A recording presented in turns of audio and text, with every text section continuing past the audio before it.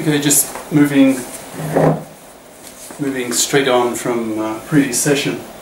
So, well, you probably can't see it, but I'll just read off the opening sentence at the bottom of the previous session. So the transition probability for the atom to jump from state K to state M under the perturbation is just your AM squared. That's how we defined it in the first place.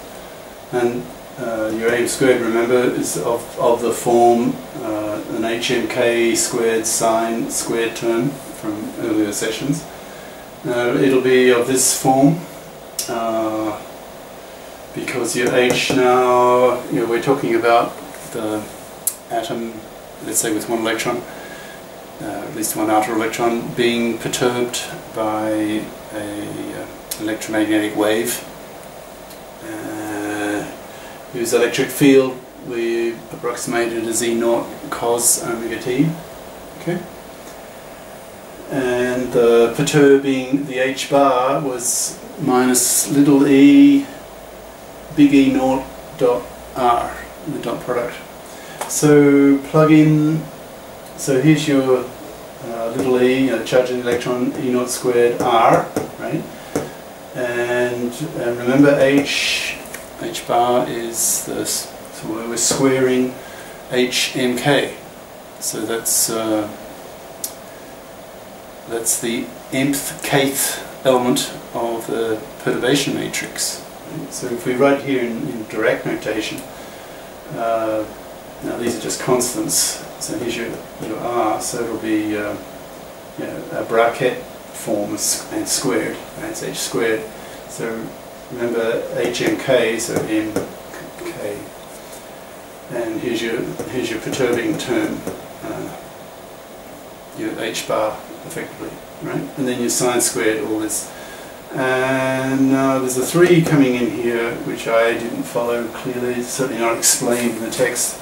Just saying here, this factor, this third here, arises because you've been averaging over all the orientations of the vector to correspond to an unpolarized radiation. That wasn't explained in the text. I don't, I didn't follow it either, so you probably just have to gloss over that a bit, unless you're familiar with what's being done here. All right. Now, okay. So except for this 3 here, this seems fairly straightforward from previous theory. Okay. So all we've done effectively is we've put in a particular H, given what the application we're talking about, you're radiating the atom, this one electron atom, with an electromagnetic wave. Okay? So your H term has a particular form. So effectively it was like E big E R, effectively. And this is the nth kth element of the matrix, the perturbation matrix. So this is the square of your HMK. Alright. Okay. Now from electromagnetic theory, the flux, the amount of energy passing a unit area per unit time, definition of flux, is this. It's a half eta 0 E squared. E is your the electric field strength, the vector of your electromagnetic wave. Okay, and since here E is a cosine, if we average it over one cycle, you'll get half that. You may.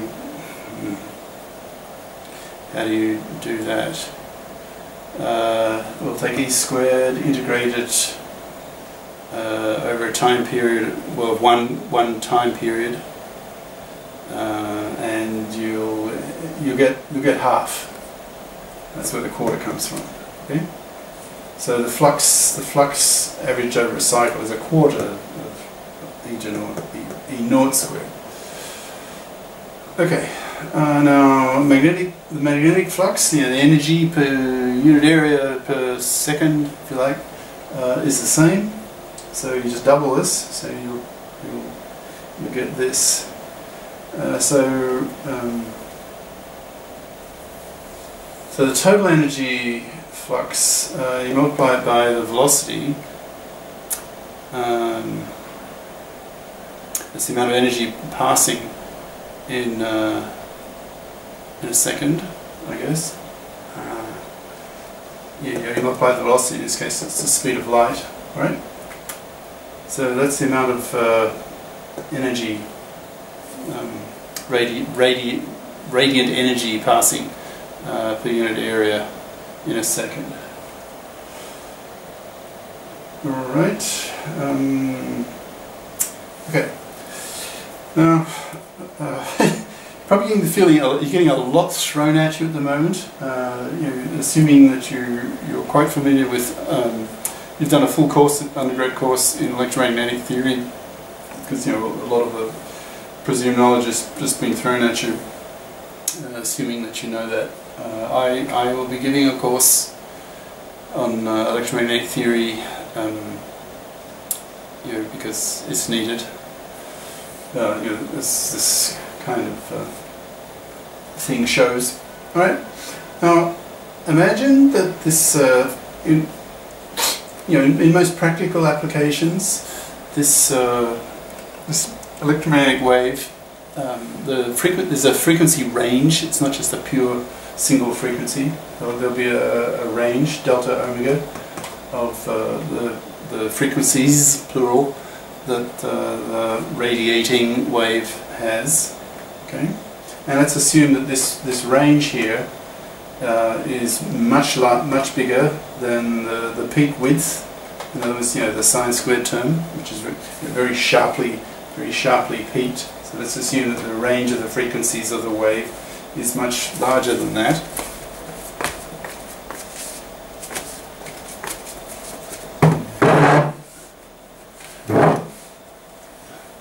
So, similarly to reading an earlier session, if you have more than one frequency, then probability of your final state being UK, with energy EK, you sum by adding, for each frequency, you'll sum the contribution of that frequency to end up in state UK. So you'll need to sum these. So over this frequency range. So imagine you had just, like saying earlier session, if you had just two frequencies, two perturbing frequencies, then you'd get you get an AM squared contribution from one of them and an AM squared contribution from the other. So you need to sum them, right? Now,